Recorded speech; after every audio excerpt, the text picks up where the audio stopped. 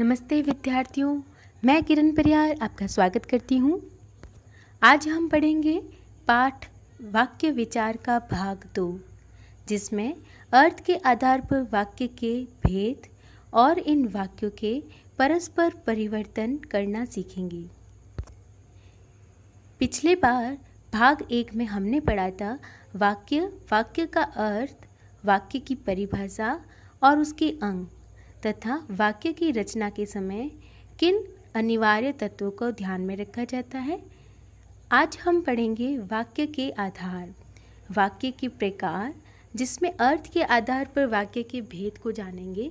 साथ ही इन विभिन्न भेदों के माध्यम से हम इनमें परिवर्तन करना भी सीखेंगे। इसके बाद के भाग में हम देखेंगे रचना के आधार पर भेद कितने होते हैं और इनमें वाक्य परिवर्तन कैसे किया जाता है। बच्चों, इसे शुरू करने से पहले मैं आपसे कहना चाहूँगी कि मैंने आपकी रुचि को बढ़ाने और सरल से सरल तरीके से विभिन्न उदाहरणों और चित्रों के माध्यम से आपको समझाने का प्रयास किया है।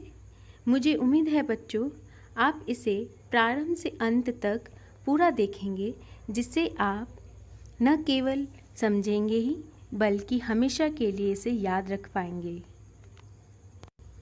तो चलिए शुरू करते हैं वाक्य के भेद। इससे पहले हम इसके अर्थ और अंगों को एक बार दोहरा लेते हैं। पदों के ऐसे पारस्परिक मेल को जिससे पूर्ण अर्थ का बोध हो वाक्य कहलाते हैं।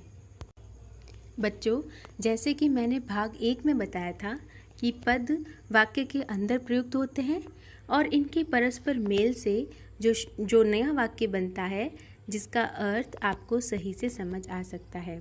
यानी अगर आप एक पंक्ति बनाते हैं जिसमें विभिन्न शब्दों का प्रयोग किया जाता है, ये शब्द इस पंक्ति के अंदर स्थापित होने की वजह से पद कहलाते हैं और इन पदों से आपस में मेल हो जाने के बाद इसका अर्थ आप अच्छे से जान पाओगे और यही जो व्यवस्थित क्रमबद्ध की गई पंक्ति है वाक्य कहलाती है। अब देखते हैं वाक्य के अंग।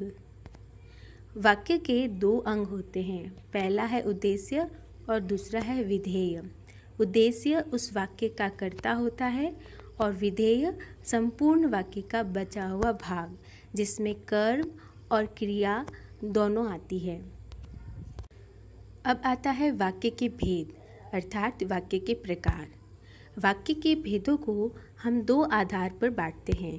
पहला है अर्थ के आधार पर वाक्य के भेद और दूसरा रचना के आधार पर वाक्य के भेद। नाम से ही आपको पता चलेगा, जिस वाक्य के अर्थ को ध्यान में रखा जाता है वह अर्थ के आधार पर वाक्य के भेद को बांट लेता है और रचना के आधार पर वाक्य के भेद वे भेद होते हैं जिसको बनाते समय ध्यान में रखा जाता है।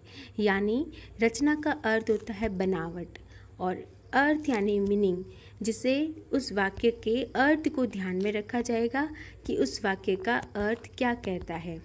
ठीक है, तो इसे विस्तार से एक बार जान लेते हैं। बच्चों, मैंने यहाँ पर रेखा चित्र बनाया है। मैं चाहती हूँ आप भी इसे अपनी अभ्यास पुस्तिका में बनाकर प्रयास कर लीजिए।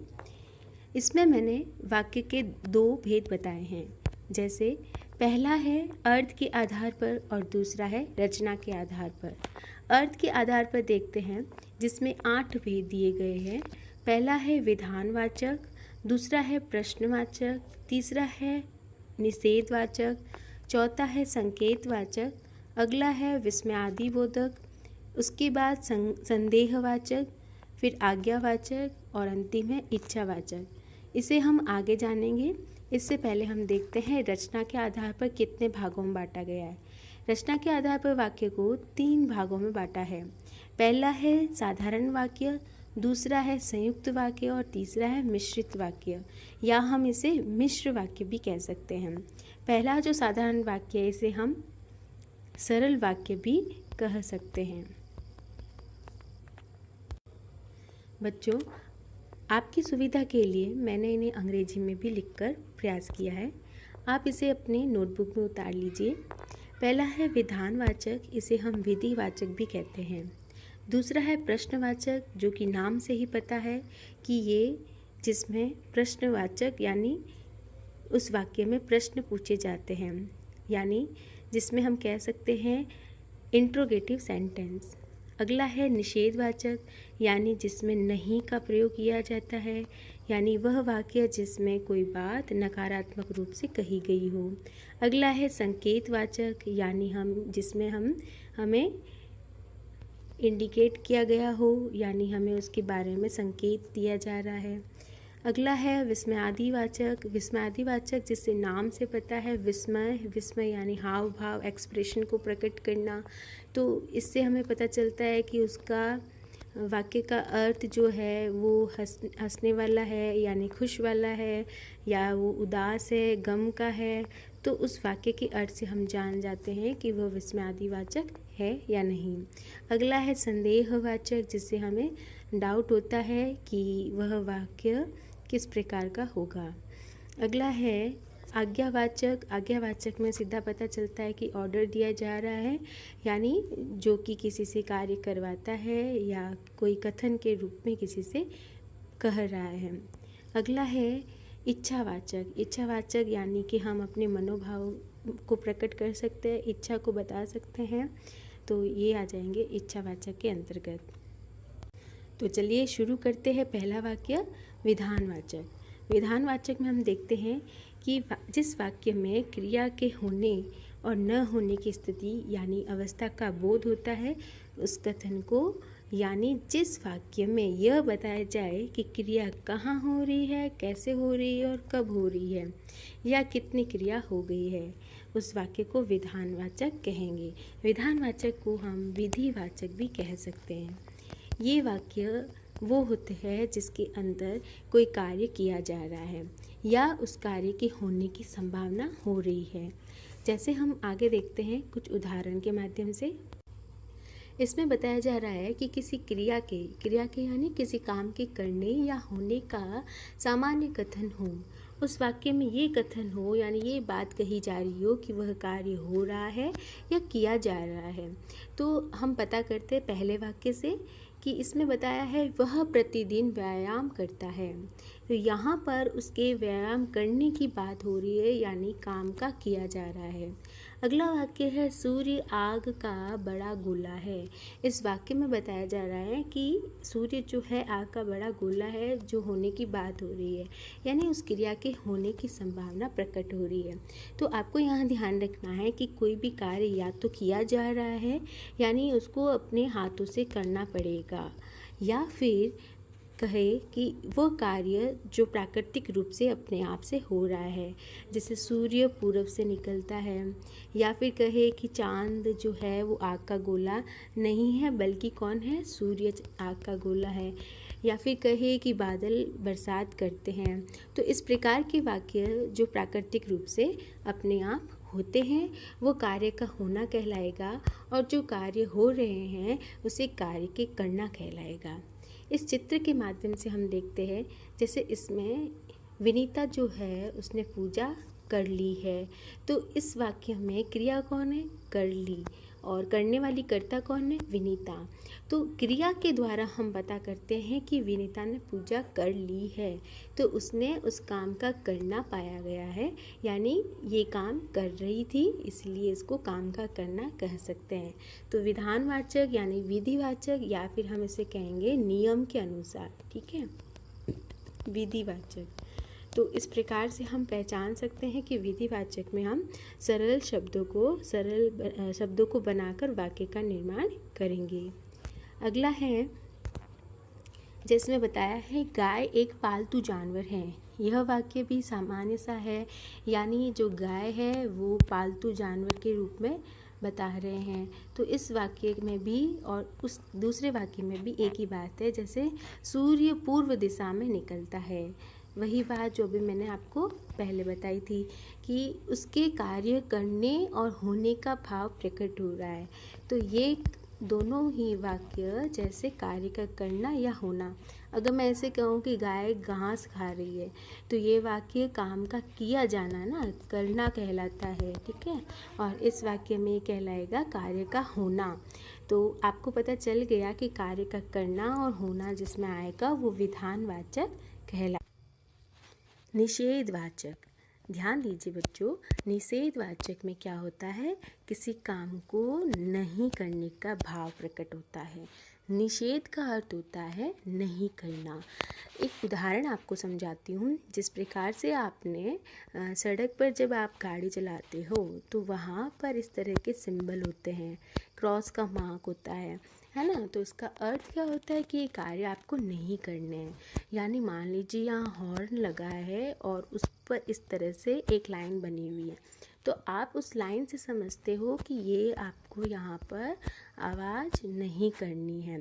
तो इसका अर्थ क्या है? निषेध। निषेध यानी नहीं करना। ठीक है, अब देखते हैं निषेधवाचक वाक्य उस वाक्य को कहते हैं जिस वाक्य में क्रिया के होने का यानी कि कार्य के होने का निषेध किया जाए, यानी वो कार्य नहीं हो रहा है ये पता चले। जिस वाक्य में कार्य के न करने या न होने, वही बात, कोई कार्य नहीं कर रहा है या कोई कार्य नहीं हो रहा है, उसका पता चलता है, उसे हम निषेधवाचक वाक्य कहेंगे। एक बात सरल शब्दों में जानते हैं कि जिन वाक्यों में क्रिया के न करने और न होने का कथन हो उन्हें निषेधवाचक वाक्य कहा जाता है। जैसे उदाहरण दिया है, वह प्रतिदिन व्यायाम नहीं करता। अब यहाँ पर कौन सा वर्ड आया है, कौन सा शब्द आया है? नहीं। तो यहाँ काम के करने की बात पता चल रही है या नहीं करने की पता चल रही है? जी हाँ, नहीं करने का भाव प्रकट हो रहा है। जब काम के नहीं करने का भाव प्रकट हो तो हम उसे निषेधवाचक वाक्य कहेंगे। दूसरा देखते हैं, चंद्रमा आग का बड़ा गोला नहीं है। जी हाँ, क्योंकि सूरज है और चंद्रमा तो नहीं है, इसलिए चंद्रमा आग का गोला नहीं है ना। तो जहाँ पर नहीं का भाव हो वहाँ हम निषेधवाचक वाक्य बना देंगे। तो ये क्रिया क्या हो रही है? क्रिया के होने का भाव है और इसमें क्रिया के करने का भाव या नहीं करने का भाव प्रकट हो रहा है। यही है, चित्र के माध्यम से देखते हैं जिसमें बताया जा रहा है कि आज मिस्टर भाटिया ऑफिस नहीं आए। तो मिस्टर भाटिया जो है वो आज ऑफिस नहीं आए हैं।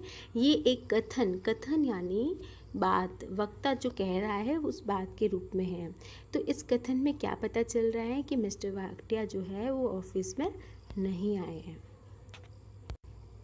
अगला देखिए, रुचि अमेरिका नहीं जाएगी। इस वाक्य में भी नहीं का प्रयोग हुआ है, जिसने तय किया है कि उसको अमेरिका नहीं जाना है। इसके आगे है, मैंने पुस्तक नहीं पढ़ी। तो पुस्तक को पढ़ने की बात कह रहे हैं, तो इस काम के नहीं करने की बात सामने आती है, इसीलिए ये निषेधवाचक कहलाएगा। तो अब आपको याद हो गया है निषेधवाचक में क्या होता है, उस कार्य के न करने की। इसके बाद आता है प्रश्नवाचक वाक्य। जी हाँ, इसमें आपको बताया जाएगा कि प्रश्न पूछने का एहसास होता है। उस वाक्य को आप पढ़ेंगे जब आपको पता चलेगा कि वहाँ पर प्रश्न को पूछा जा रहा है, यानी किसी से कोई प्रश्न पूछा जा रहा हो, वहाँ पर प्रश्नवाचक वाक्य कहलाएगा।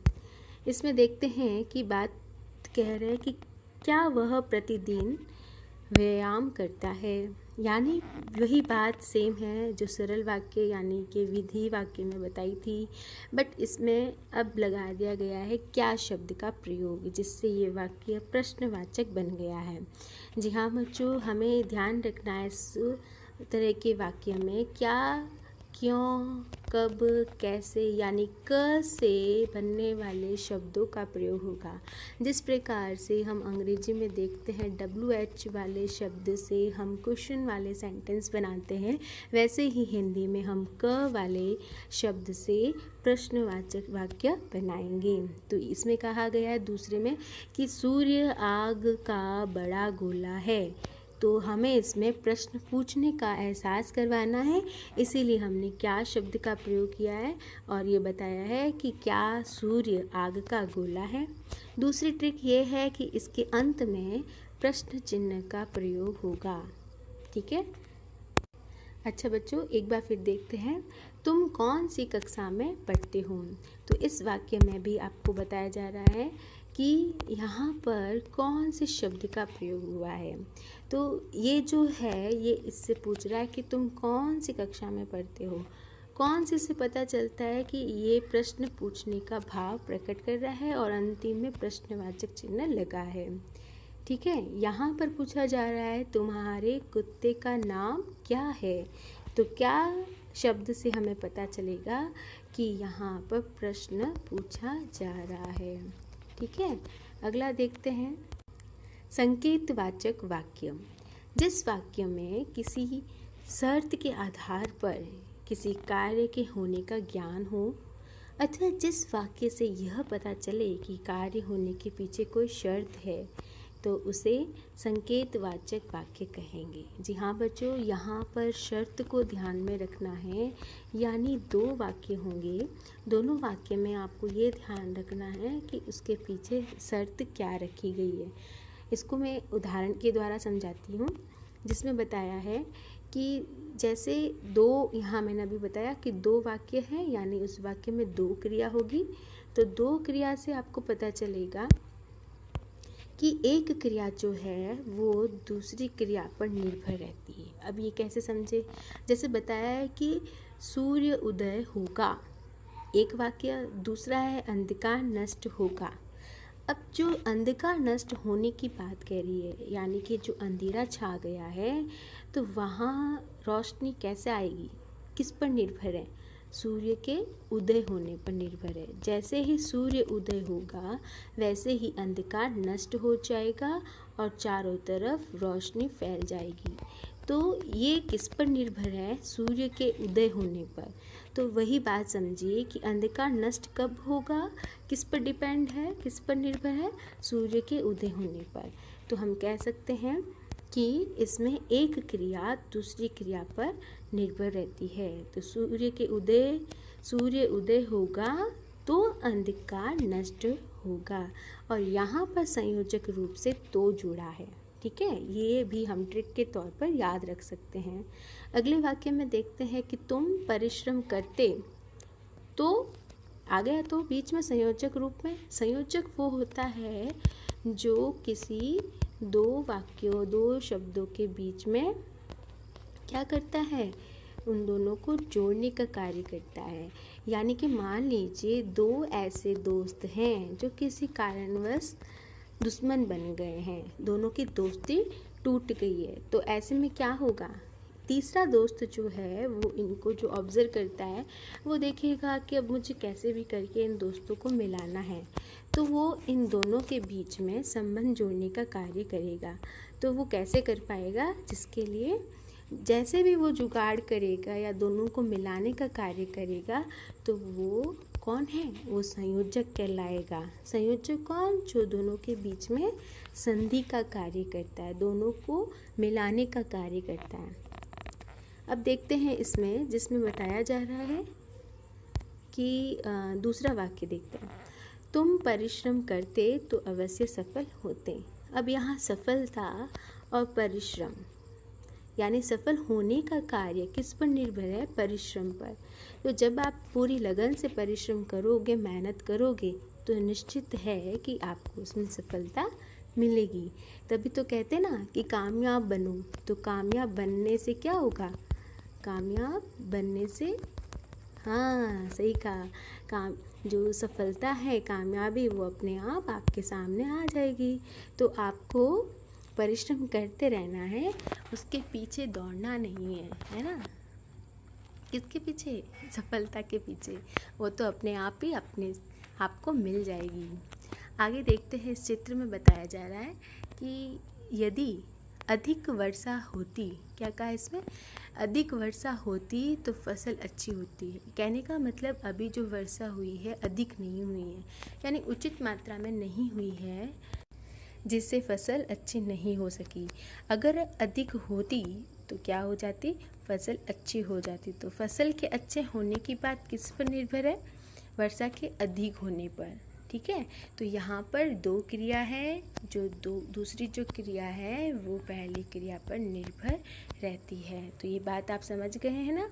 तो ये किस में आएगा, ये आएगा संकेतवाचक, जिसमें शर्त रखी जाती है, यानी ये कार्य होता तो ये कार्य हो जाता। यदि फसल अच्छी होती, नहीं, यदि अधिक वर्षा होती तो फसल अच्छी होती, यदि परिश्रम और कर लेते तो हो सकता है आप पास हो जाते। तो इस प्रकार के वाक्य संकेतवाचक के अंतर्गत आएंगे। इसमें देखते हैं जिसमें बताया संदेहवाचक। संदेहवाचक के अंतर्गत जिस वाक्य में कार्य के होने में संदेह प्रकट होता है, यानी ये कार्य होगा या नहीं होगा, तो हम अभी बैठकर सिर्फ अनुमान लगा सकते हैं या उसकी कामना कर सकते हैं कि शायद ये हो, ऐसा हो, ठीक है। तो इस वाक्य को हम संदेहवाचक कहेंगे, ठीक है। तो जैसे इसमें बताया है कि संभावना प्रकट होती है, ओके। उदाहरण देखते हैं जिसमें कहा है अब तक वह घर पहुंच चुका होगा। तो उस व्यक्ति के घर पहुंच जाने की खबर हमें मिल गई होती, यानी ये संभावना प्रकट हो रही है, होगा है ना, चुका होगा, इसकी वजह से अब तक की बात। तो ये अब तक यानी वर्तमान और ये होगा, तो यहाँ इस वाक्य के अर्थ के अनुसार हम देखते हैं तो हमें क्या समझ आया कि यहाँ हम संदेह कर रहे हैं, संभावना प्रकट कर रहे हैं। तो इस तरह के वाक्य भी संदेहवाचक के अंतर्गत आएंगे। अगला है जिसमें बताया जा रहा है शायद मैं भी वहाँ जाऊँ। तो मेरे वहाँ जाने का कार्य मैं श्योर नहीं हूँ कि मैं वहाँ जाऊँ या नहीं जाऊँ। तो ये बात भी जिसमें संदेह हो रहा है वो भी संदेहवाचक में आएगा। चित्र के माध्यम से देखते हैं जिसमें बताया जा रहा है कि हो सकता है कि कल मेरे घर भी राहुल गांधी आए। अब राहुल गांधी के आने की बात को बताया जा रहा है, इससे पहले बताया है हो सकता है। हो सकता है भी हमें क्या भावना प्रकट करता है, संदेह की। तो ये हम बता सकते हैं कि किस वाक्य में आएंगे, संदेहवाचक वाक्य में आएंगे। अब आता है इच्छावाचक वाक्य। जिस वाक्य में इच्छा या कामना का भाव प्रकट होता है। इच्छा यानी किसी व्यक्ति के मन में बैठी हुई कोई मनोकामना है या उस कार्य को किए बहुत दिन हो गया है। जैसे मुझे मिठाई खाए हुए बहुत दिन हुआ है, तो मेरे मन में मिठाई खाने की इच्छा प्रकट हो रही है, या मैंने इतनी मेहनत कर ली है कि मुझे पूर्ण उम्मीद है कि मैं कक्षा में फर्स्ट ही आऊँगी। तो मुझे अपना रिजल्ट जानना है, मुझे अपना परिणाम जानना है। तो मुझे इस परिणाम को जानने की क्या हो रही है, इच्छा प्रकट करनी है। तो मुझे इच्छा हो रही है कि मैं अपना परिणाम जल्द से जल्द जान लूँ। तो इस तरह के वाक्य भी इच्छावाचक वाक्य के अंतर्गत आएंगे, जिसमें बताया जा रहा है कि इच्छा के साथ साथ हम देखते हैं कि इन वाक्यों में आशा, शुभकामनाएं, आशीर्वाद, इस तरह के शब्दों, इस तरह के भावों को भी बताया जा सकता है। तो पहला वाक्य कहता है कि ईश्वर तुम्हें सुखी रखे। यहाँ पर अर्थ को ध्यान में रखना है, जिसमें कहा जा रहा है कि हम इसमें आशीर्वाद दिया जा रहा है या कहते दुआ दी जा रही है, किसी को शुभकामनाएं दी जा रही है कि भगवान तुम्हें सुखी रखे। और अगले वाक्य में बताया जा रहा है कि आज तो कोई मिठाई ला दे, यानी मुझे इतनी इच्छा उमड़ गई है कि बस किसी भी रूप से मुझे मिठाई मिल जाए। अब हम देखते हैं इस वाक्य में जिसमें बताया गया है कि ईश्वर तुम्हें लंबी उम्र दे। अब लंबी यानी कि तुम लंबी आयु तक जियो। तो ये वाक्य कैसे हैं, ये वाक्य जिसमें हम कामना करते हैं, भगवान से प्रार्थना करते हैं, आशीर्वाद देते हैं किसी को। तो इस तरह के वाक्य जिसमें कामना, इच्छा है ना, तो इनका प्रयोग होता है। ये सारे वाक्य इच्छावाचक वाक्य के अंतर्गत आएंगे। अगला देखते हैं जिसमें बताया है कि हम भी सुबह उठकर ईश्वर से क्या करते हैं, प्रार्थना करते हैं कि आज मेरा यह मनोकामना पूरी हो जाए, आज मैं परीक्षा में क्या हो जाऊं, सफल हो जाऊं, मेरा ये काम बन जाए। तो इस तरह के वाक्य भी किस में आएंगे, इच्छावाचक में। तो जिसमें हम आशा करते हैं, कामना करते हैं, ठीक है। अब देखते हैं आज्ञावाचक वाक्य। इस वाक्य में ध्यान दीजिए क्या क्या बातें बताई जा रही है। जिसमें बताया जा रहा है किसी को ऑर्डर दिया जा रहा है, यानी आज्ञा दी जा रही है कि चलो उठ जाओ, अब ये काम कर लो। तो सीधे तौर पर हम कहें कि ऑर्डर दिया जा रहा है। अगला है अनुमति, यानी हमें किसी से कोई अनुमति लेनी है ना, किसी से हमें परमिशन लेनी है। और अगर हमें किसी जैसे अगर प्रार्थना पत्र लिख रहे हो तो हमें उनसे आज्ञा लेनी है। तो ये सारे वाक्य भी किस में आएंगे, आज्ञावाचक वाक्य के अंतर्गत आएंगे। साथ ही इसमें बताया है आदेश देना हो, निवेदन करना हो, तो इस तरह के भाव को प्रकट करने वाले वाक्य आज्ञावाचक कहलाएंगे। इस वाक्य में हमने देखा कि उदाहरण में बता रहे हैं, जैसे चित्र देखते हैं जिसमें बताया कि एक अध्यापिका मोहन से कह रही है, क्या कह रही है कि तुम कमरे से बाहर चले जाओ, यानी कक्षा कक्ष से बाहर चले जाओ। तो ये वाक्य जिसमें वो अध्यापिका जो है वो क्या दे रही है, आज्ञा दे रही है, आदेश दे रही है। तो इस तरह के वाक्य भी आज्ञावाचक वाक्य के अंतर्गत आएंगे। अगर हम ये कहें कि अब आप अंदर आ सकते हैं, यानी अंदर आने की आपको अनुमति दी जा रही है, इजाज़त दी जा रही है, तो इस तरह के वाक्य भी आ जाएंगे। अगर आपसे कहे कि कृपया कल फिर आइए, कल फिर मिलेंगे, तो यहाँ पर आने की बात है तो अनुरोध प्रकट किया जा रहा है, क्योंकि वाक्य के प्रारंभ में कृपया लगा है। तो हम देखते हैं कि जिसमें इस तरह के भाव प्रकट होते हैं वो आज्ञावाचक वाक्य के अंतर्गत आएंगे। तो न केवल इसमें आदेश है, ऑर्डर है, बल्कि हम इन सारे भावों को भी देख सकते हैं। एक कप चाय बनाओ, यानी सासू माँ अपनी बहू को कह रही है कि एक कप चाय बनाओ। तो ये किस तरह का वाक्य होगा, आज्ञावाचक। इसमें देखते हैं जाकर पढ़ाई करो। अब आपने देखा होगा कि वाक्य के अंत में ओ का उच्चारण सुनाई दे रहा है, या फिर देगा सुनाए ए का। तो इस तरह के उच्चारण से हमें पहचान करनी होगी कि ये वाक्य आज्ञावाचक होंगे, है ना। तो चलिए अब तुम सब उठ जाओ, उठ जाओ। तो वो सब ओ का उच्चारण अंत में प्रकट हो रहा है। जाकर पढ़ाई करो, तो पढ़ाई करो ये इसमें आज्ञा दे रहे हैं, इसलिए ये वाक्य कैसे हो जाएंगे, आज्ञावाचक कहलाएंगे।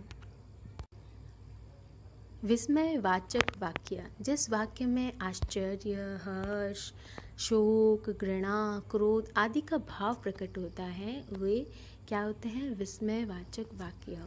ध्यान दीजिए, जब हमारे मन में किसी प्रकार की भावना उत्पन्न होती है, चाहे शोक हो रहा हो या हर्ष उत्पन्न हो रहा हो, या किसी से ईर्ष्या हो रही हो, जलन हो रही हो, घृणा हो रही हो, या किसी पर गुस्सा आ रहा हो, कोई कारणवश हमें क्रोध आ रहा हो, तो ये सारे जो हमारे एक्सप्रेशन, हमारे मनोदशा को प्रकट करते हैं, हाव भाव, तो ये सभी वाक्य इस तरह के बनेंगे जो कि अपने आप से ही अपने मुख से निकल पड़ते हैं। तो वे सभी विस्मय कहलाएंगे। तो विस्मय का अर्थ भी वही है जो हमारे हाव भाव को प्रकट करता है।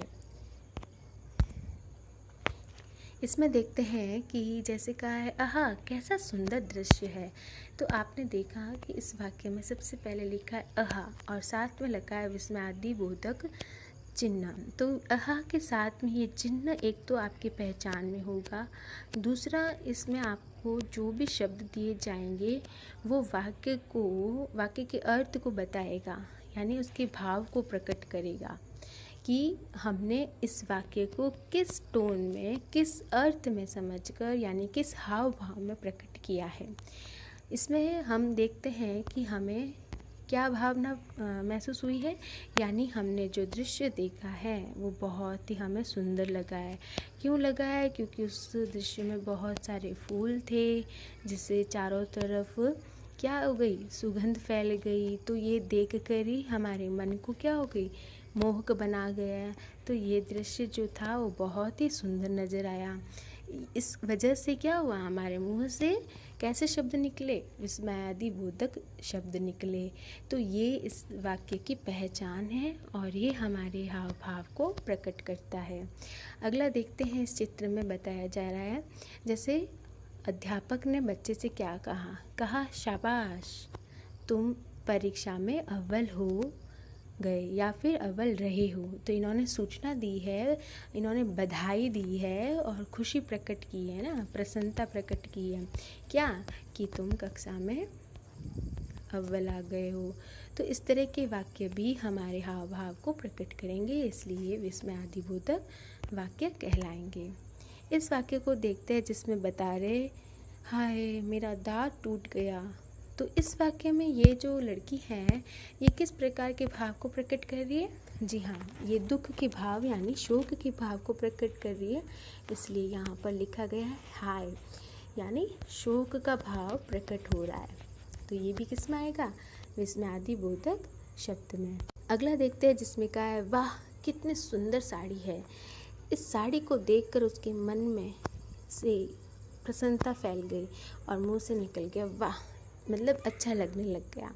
तो ये ऐसे वाक्य है जिसको हम विस्मयादिबोधक वाक्य के अंतर्गत लाएंगे। उम्मीद है बच्चों आपको ये सारे वाक्य अच्छे से समझ आ गए हैं। अब मैं चाहती हूँ कि इस चित्र को आप ध्यानपूर्वक देखें और स्वेच्छा से अपने स्वयं अभ्यास के द्वारा वाक्य बनाने का प्रयास कीजिए। हो सके तो आप प्रश्नवाचक और विस्मयादिबोधक बना सकते हैं, है ना। तो आगे देखते हैं बच्चों कि इस वाक्य को बनाना जब आप सीख जाते हो तो आप वाक्य परिवर्तन अच्छे से कर सकते हैं। इसके लिए हम देखते हैं कि वाक्य परिवर्तन जो होते हैं वो भी वाक्य के भेद के हिसाब से होते हैं, जिसमें अर्थ के आधार पर, रचना के आधार पर वाक्य परिवर्तन होता है।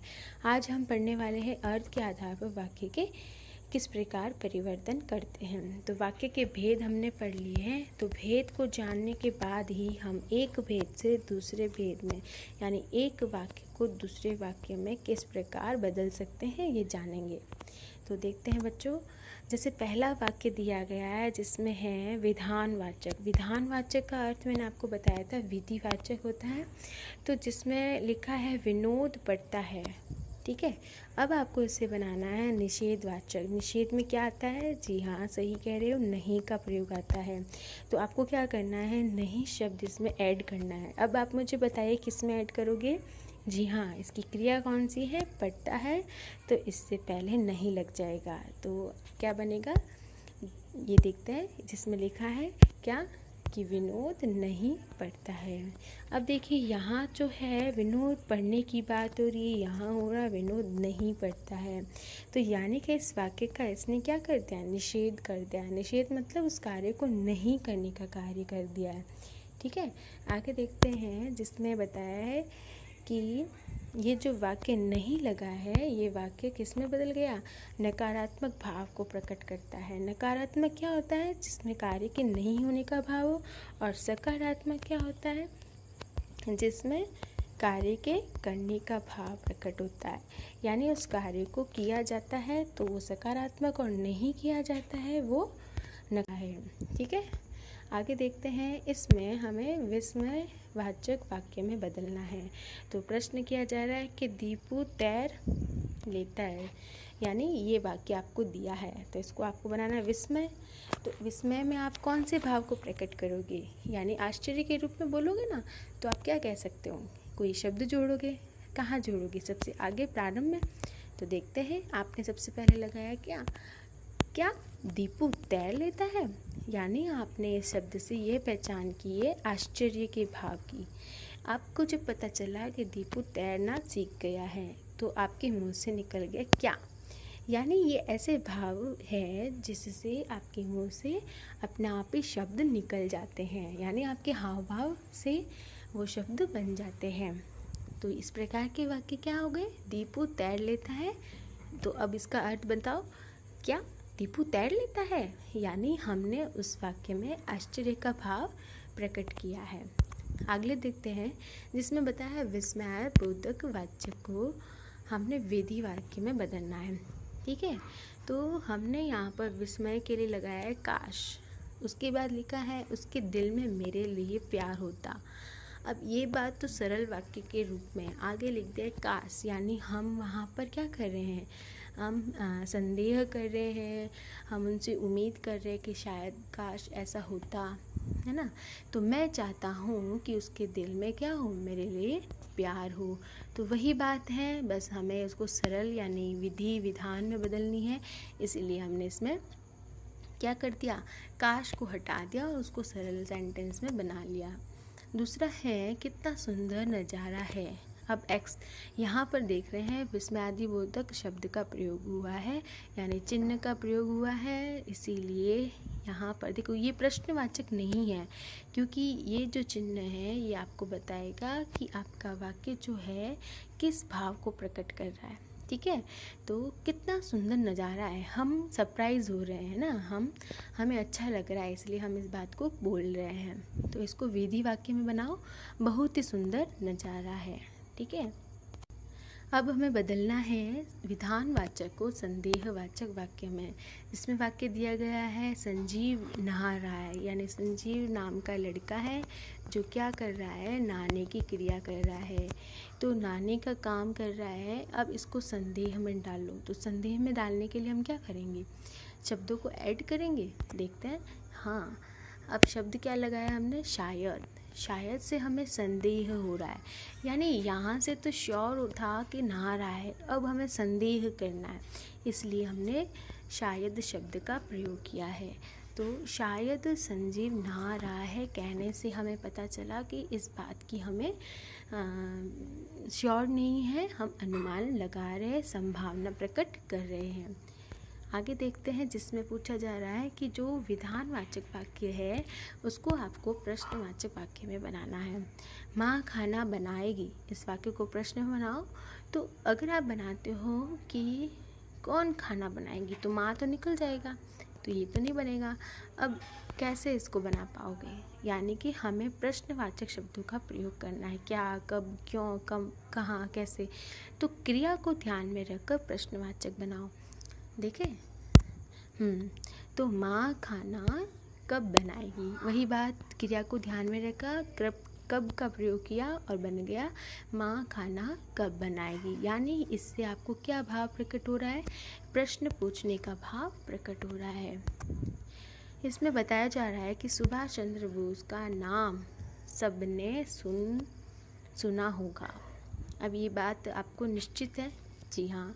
इसे प्रश्न में बनाओ, तो सुभाष चंद्र बोस का नाम सबने की जगह लग गया है किसने। ठीक है, तो मैंने क्या कहा कि जो कि क से बनने वाले WH वाले जो इंग्लिश में बनते हैं वैसे शब्द हिंदी में बन जाएंगे। जैसे बताया है, तुम्हारी चीज़ें मेरे पास नहीं हैं, तो नहीं होने की बात को हम क्या कहेंगे, नहीं को हमें प्रश्न में बनाना है ना, तो ये तो उत्तर है। अब इसको प्रश्न में कैसे बनाओगे, तुम्हारी चीज़ें मेरे पास कहाँ हैं, है ना। तो इससे आपका अर्थ वही रह रहा है, वाक्य बदल रहा है। ठीक है, अर्थ आपका वही है, आपका वाक्य बदल गया है। ठीक है, इसमें बताया जा रहा है जिसको आपको वाक्य आज्ञावाचक में बनाना है। आज्ञावाचक में क्या होगा, माली पौधे सींचता है, तो आज्ञावाचक में क्या होगा, ए या ओ, यानी उकारांत या एकारांत वाले शब्दों का प्रयोग अंत में होना चाहिए, यानी वो क्रिया एकारांत या उकारांत में चली जाएगी। तो प्रयास करें, इसमें बताते हैं, माली पौधे सींचे या फिर माली पौधे सींचो। ठीक है, तो ये जो शब्द है, इस शब्द से आपको क्या पता चला कि ये शब्द आज्ञा देने के भाव को प्रकट करता है। अब आता है संकेतवाचक में बनाना। जैसे वाक्य दिया गया है, अध्यापिका के कहने पर क्या हुआ, मीरा दूसरी जगह बैठ जाएगी। अब देखो, दो वाक्य है, एक तो अध्यापक के कहने पर, दूसरी है मीरा दूसरी जगह बैठ जाएगी। तो उसके बैठने की बात जब अध्यापक कहेगा या अध्यापिका कहेगी, तो मीरा क्या करेगी, दूसरी जगह आकर बैठ जाएगी। अब इसके बैठने की बात जो है किस पर निर्भर करती है, अध्यापिका पर। तो वही बात है कि एक वाक्य दूसरे वाक्य पर निर्भर है, तो वो किस में आता है, संकेतवाचक में। ठीक है, देखते हैं इसे बनाकर। इसमें बताया है कि जो शब्द हमने जोड़ा है जिससे हमें संकेत अनुभव होता है, संकेत का भाव प्रकट होता है, वह है यदि। यदि अध्यापिका कहे तो मीरा दूसरी जगह बैठ जाएगी। कब बैठेगी? जब अध्यापिका कहेगी। तो संकेत करो, संकेत मतलब आपको इशारा करना है, उस डायरेक्शन में इंडिकेट करना है। तो आप क्या कहोगे कि अध्यापिका कहेगी तो वो बैठेगी ना। तो हमने क्या ऐड किया, एक तो किया और यदि किया। ठीक है, इन शब्दों का प्रयोग करने से ये संकेतवाचक में बन गया। अगला है विधानवाचक को इच्छावाचक में बदलना है। इसमें पूछा जा रहा है कि दादी जी टहलती है। तो दादी जी टहलती सरल सा वाक्य है, इसको इच्छा में बनाओ। अब इच्छा में कैसे बनाएं? तो यहाँ बैठकर मैं अनुमान लगा सकती हूँ, सोच सकती हूँ, एक इच्छा प्रकट कर सकती हूँ कि दादी टहलती है ना। अब ये तो इच्छा है मेरी, मुझे पता नहीं है, इसलिए मैं किन शब्दों का प्रयोग करूँगी? चाहिए, है ना। तो अब चाहिए ये मेरी इच्छा होगी। अब इसका प्रयोग मुझे वाक्य में करके बताओ, कैसे करोगे? ठीक है, तो क्या किया आपने? दादी जी को टहलना चाहिए। तो इस वाक्य में आपने क्या किया? चाहिए शब्द जोड़कर अपनी इच्छा के भाव को प्रकट किया है। अब वही बात आप समझ गए हैं, विधानवाचक को आपने किस में बदला है? इच्छा वाले वाचक में, यानी इच्छावाचक वाक्य के अंतर्गत। तो बच्चों, इस वीडियो में हमने पढ़ा अर्थ के आधार पर वाक्य के कितने भेद होते हैं और उन वाक्यों को कैसे बनाया जाता है। साथ ही उन वाक्यों के परस्पर परिवर्तन को करना भी सीख गए हैं। अब हम चलते हैं इसी पाठ के भाग 3 में, जिसमें रचना के आधार पर भेदों को दिखाया गया है, साथ ही उनमें परस्पर परिवर्तन भी करना बताया है। यानी हम कह सकते हैं कि वाक्य रूपांतरण भी हम उस भाग में पढ़ेंगे। उम्मीद करती हूँ बच्चों आप इस अध्याय को अच्छे से समझ पाए होंगे। अंत में मैं अब यही कहना चाहूँगी कि आप अपनी किताब से सभी प्रश्नों के उत्तर स्वयं लिखकर प्रयास करने का कार्य करें, ताकि आप अपने इस कार्य को स्वयं जांच के द्वारा अपना अवलोकन कर सकते हैं। आप इससे ये पता कर सकते हैं कि आपको इन प्रश्नों में क्या क्या समस्या आ रही है और उसका हल भी कैसे हो सकता है। जी हाँ बच्चों, अभ्यास से ही आप अपने आप को मजबूत बना सकते हैं, ताकि परीक्षा के समय तक आप इस समस्या को निवारण कर सकेंगे। तो बिना किताब के इसे आप हमेशा अपने मस्तिष्क पटल में याद रख पाएंगे। तो बच्चों, फिर मिलते हैं अगले भाग में। खुश रहे, मस्त रहे, स्वस्थ रहे, यही कामना करते हैं। धन्यवाद।